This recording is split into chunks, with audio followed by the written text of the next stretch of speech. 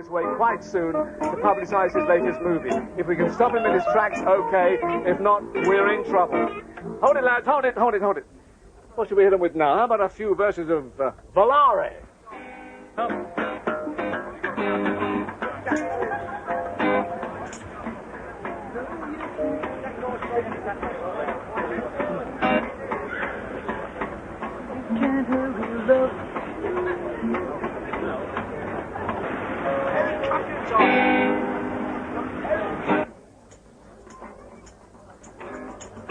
Can't hurry, love.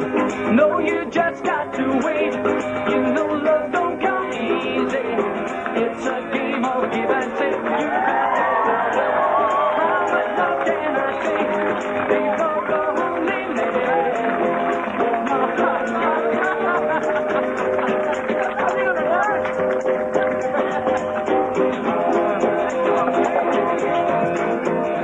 Hi, Phil. Just a few of your friends in their best clothes have gathered around so that I can say to you, Phil Collins, actor, pop superstar, this is your life. Oh, I can't say what I think. Really? You go, you sure? I'll have it back until we tell the story. Good God. Slight surprise. Very surprised. Oh, no.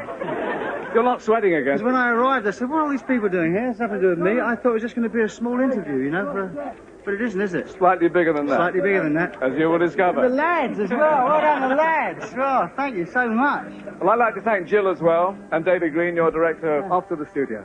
All right. Come quietly.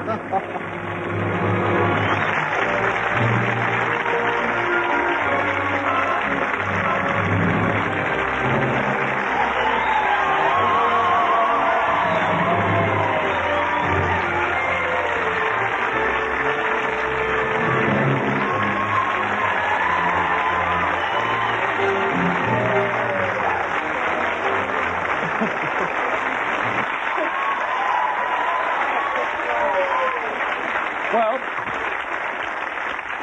quite a welcome from the world of pop music, Phil, and now another surprise. Members of your first bands, amateur and professional, brothers Philip and Martin Gadd, Kim Goody, Peter Newton, and Brian Chapman.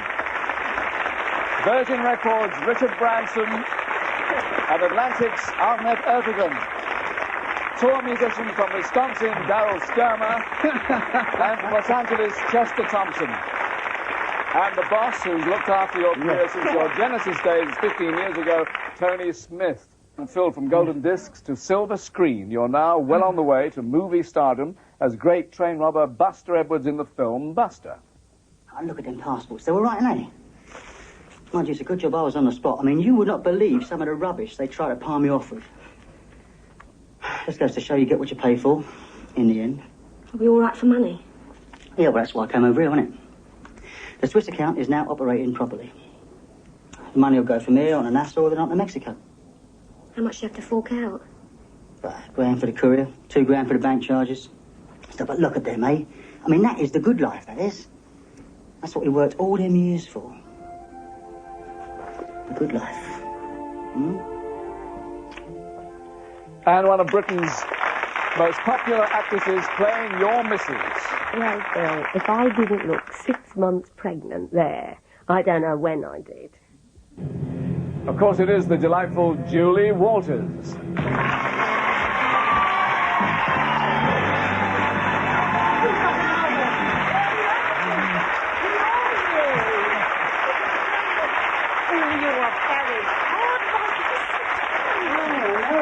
Now, this is a family show, as you might remember, but you were saying something about pregnancy there. Could you explain? Was I? Oh, yes. Well, yeah, I was pregnant in the film, and no one was supposed to know. But of course, I mean, it stood out like nothing. My neck, I look huge. I've got a neck. They did, didn't they? Your neck looked... They did. They were like weapons. I terrified Phil on more than one occasion. And you frightened him to death tonight. Thank you very much, Julie Walters. I don't know.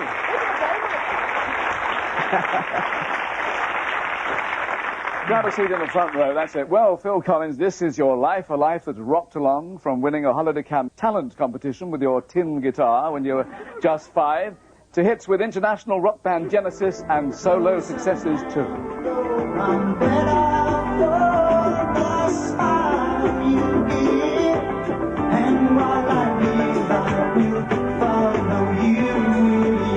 Follow me all the days and nights that we know will be.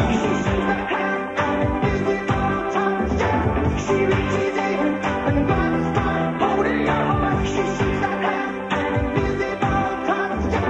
It takes control and slowly tears you apart. Can't help love.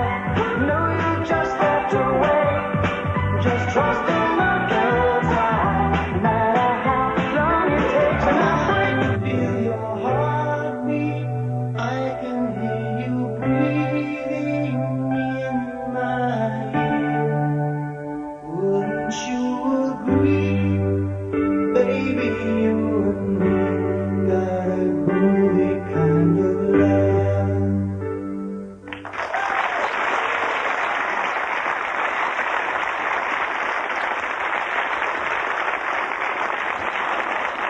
Well, we're playing your songs, Phil. Be fair, did you ever imagine things would go so well? No, not really. Constantly surprised, but nice surprises, though. Yes, they're the best ones, aren't Yeah. they? Well, the kid with the tin guitar went on to a solid gold future, topping the charts worldwide. But it was on July the 13th, 1985, you captured the imagination, the hearts, and the wallets of a global audience counted in billions. Mid-afternoon, you stepped on the Live Aid stage at Wembley Stadium. Then you're whisked away to board Concorde to take the stage in Philadelphia for America's Live Aid concert. Good evening, Philadelphia. Good evening, America. Good evening, London, and good evening, the world. Well, that was an extraordinary achievement, and for the best of reasons, of course, to help the starving millions of Africa. Now, Midge, you also worked with Phil on Band Aid, didn't you? Yeah, we had one day to record all the artists you've seen in there, singing their parts, and to record the drums, and to mix the record. We had 24 hours to do it. And Phil was in the middle of doing his solo album. And he gave us a one day off that he had to come down and do it. I said it would take 10 minutes to do his part, as long as it would take for him to record the song.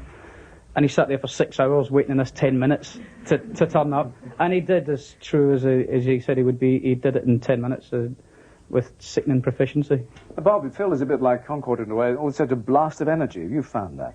Yes, well, he's crazed. I mean, this is the first thing. At least I'm sitting down now. The word workaholic is made redundant by his presence. You know, I'm surprised he's like, well, he is fidgeting. Look at him. With Live Aid, the thing was, he was working at the time, and we called up Tony, his manager, and they said, yeah, you come down and do it.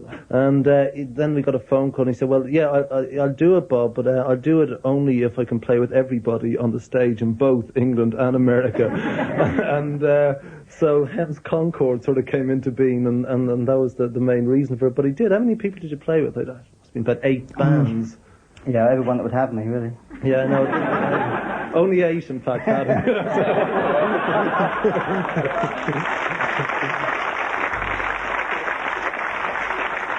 But anyway, as we saw from that cheering crowd, it really was Philadelphia that night. Of course, you are just as famous. I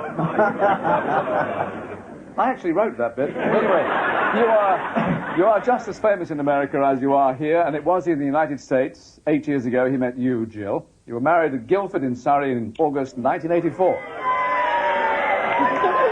Good heavens. Yes, the vicar is here tonight. But Phil, there is another very important young woman in your life, and you'll know who I mean when I say she lives in Canada, and she fancied herself as a star in the world of grand opera.